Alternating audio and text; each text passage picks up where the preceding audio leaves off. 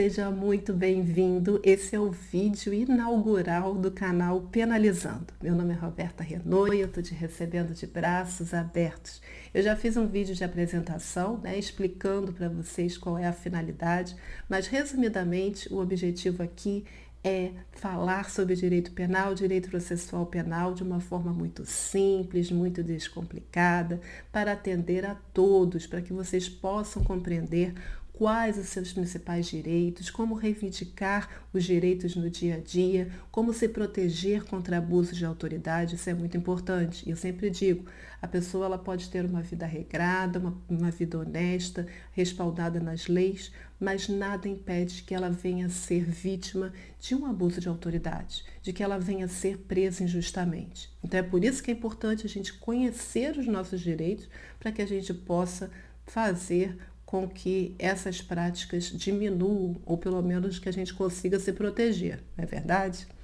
Então vamos lá, eu vou dar aqui algumas dicas importantes.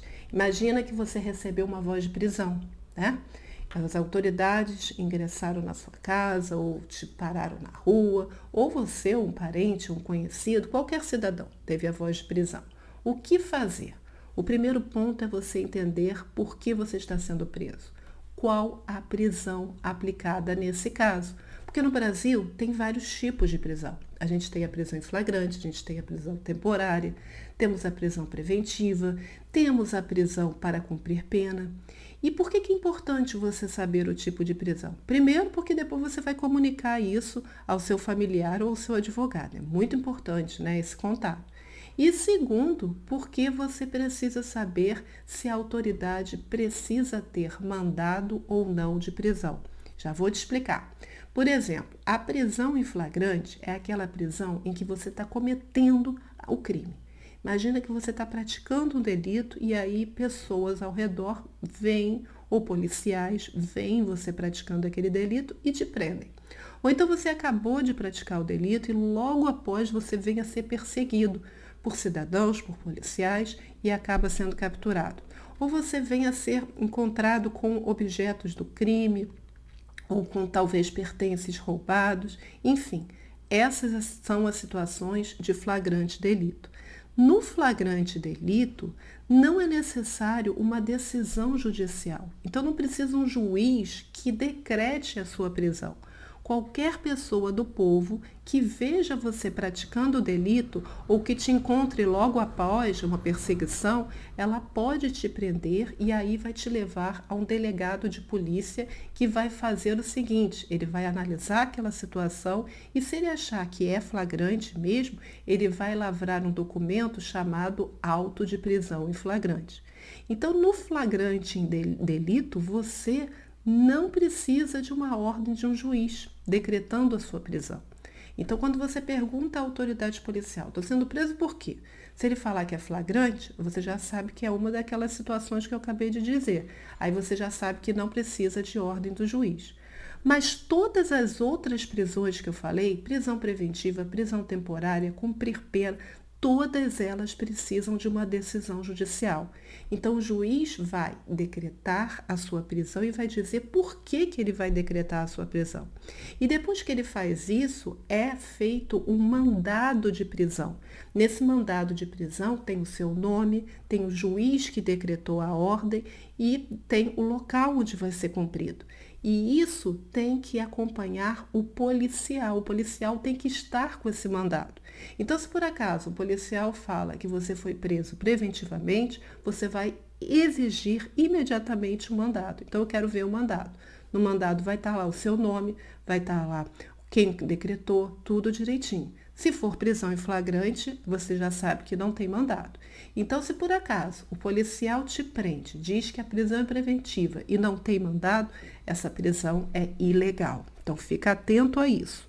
Outra dica importante é você não falar nada sobre os fatos. Boca calada. Não fale. O que ele perguntar, é verdade que no dia tal você estava tal? Não preste nenhuma informação. Por quê? Porque muitas vezes essas informações que você pode vir a prestar naquele momento em que você está sendo preso, às vezes é uma informação que você acha que não tem nada demais, que não tem relevância, mas isso pode ser usado contra você mais tarde. São as chamadas confissões informais. Às vezes a pessoa fica muito nervosa, ela acaba falando coisas para o policial, até para tentar explicar, mas acaba não conseguindo desenvolver um raciocínio, e eles aproveitam essas informações que foram prestadas ali com equívoco, nervosas, para falar que você confessou informalmente no momento da voz de prisão. Então, não explique nada, porque não vai adiantar nada. O que você tem que fazer é ficar em silêncio, não explicar, mas perguntar sim para o policial porque está sendo preso. Isso é muito importante. Uma outra dica também importante é quando você está sendo preso, se você tiver alguém no local, essa pessoa permanecer com você, porque ela pode servir como testemunha. Tudo que for feito de forma incorreta vai ter uma testemunha assistindo. Como assim, Roberta? Às vezes a gente sabe que as autoridades elas abusam. Então imagina que invadiram a sua casa, não tinham mandado de prisão, começam a quebrar todos os pertences. Se tem uma testemunha, alguém na casa, essa pessoa pode servir como testemunha e pode mais tarde dizer, comprovar de que aquelas autoridades agiram com abuso. E dependendo da situação, aquela sua prisão, ela pode ser considerada como ilegal. Porque uma prisão, para ser ilegal, ela precisa de duas coisas. Primeiro, cada tipo de prisão tem hipóteses previstas na lei. Então, para ser flagrante, eu acabei de te explicar. Para ser temporária, por exemplo, uma prisão temporária, ela é decretada na fase da investigação.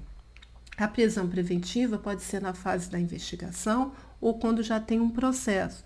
Tudo bem, mas a lei traz as hipóteses.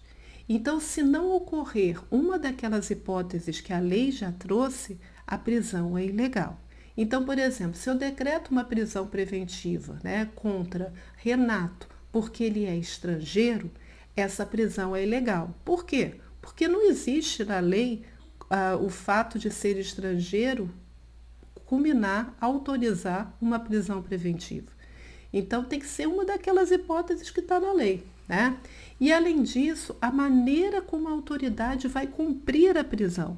Não basta que caiba a prisão preventiva. Ele tem que cumprir respeitando os direitos da pessoa. Ele não pode invadir o domicílio, depende da situação, de invasão de domicílio. Ele não pode praticar coação, ele não pode agredir fisicamente, desrespeitar a pessoa. Ele tem que, por exemplo, dar à pessoa o direito ao silêncio. Então, todas as práticas abusivas que foram ocorrendo, terá uma testemunha assistindo e isso vai servir mais na frente para reivindicar os seus direitos e até essas autoridades sofrerem o quê? Processos disciplinares. O que é isso? Elas têm o dever de agir com ética, de agir dentro da lei, são servidores, então têm esse dever. Então, caso eles não ajam dessa maneira, eles vão sofrer sanções, e às vezes sanções penais também. Existe uma lei, que é a lei que fala sobre os crimes de abuso de autoridade e que trata sobre isso.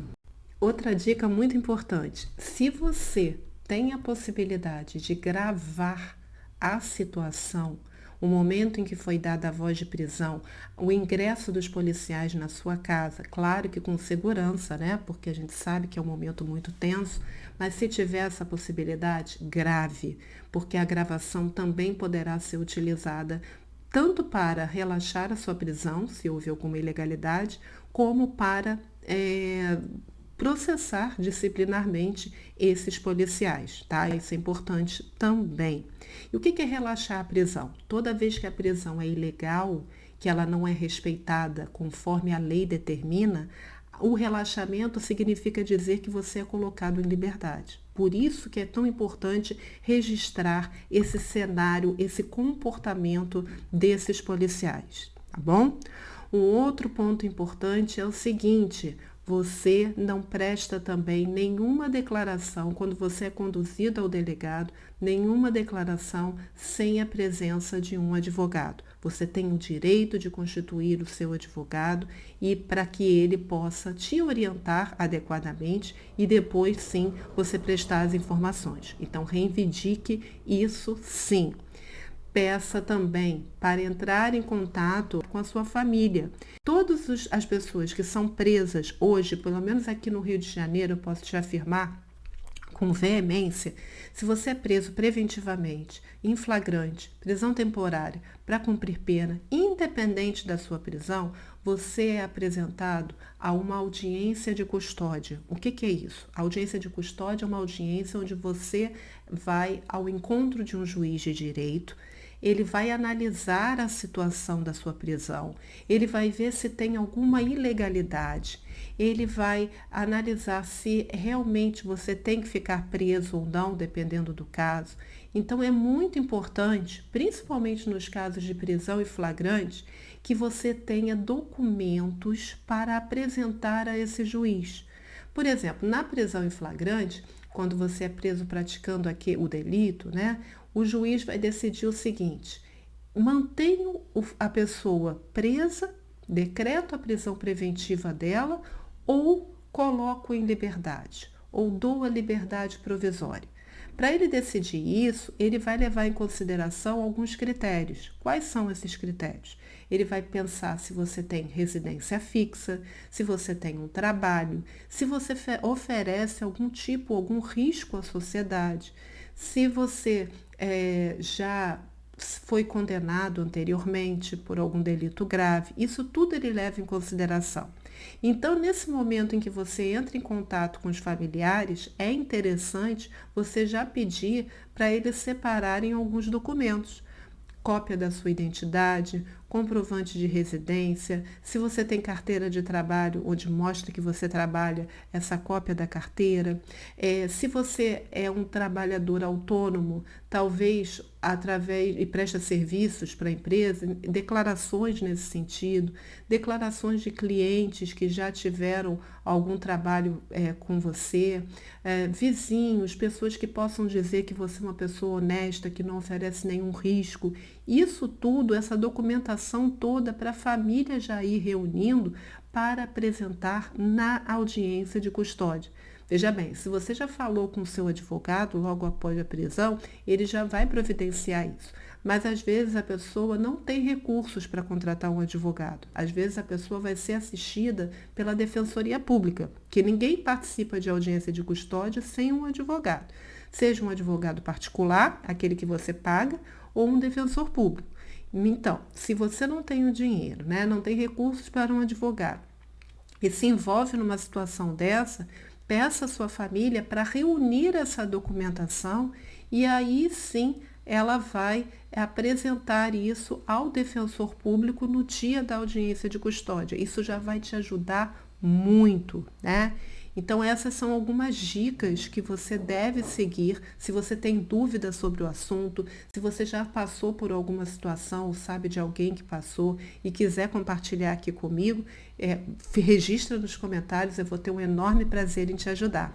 Espero que você tenha gostado do vídeo. Se vocês quiserem, depois que eu faça um vídeo explicando a diferença entre todos os tipos de prisão, de forma bem simples, eu farei. Eu tenho pensado muito em falar também sobre direitos das pessoas que já estão cumprindo pena, progressão de regime, livramento condicional, tudo de uma forma bem simples, para que vocês possam compreender claramente. Aí depois vocês me digam aqui quais são os temas que vocês gostariam que fossem tratados no canal. Um forte e carinhoso abraço, vou deixar meu contato no WhatsApp, tá bom? E fiquem com Deus. Beijo. Tchau.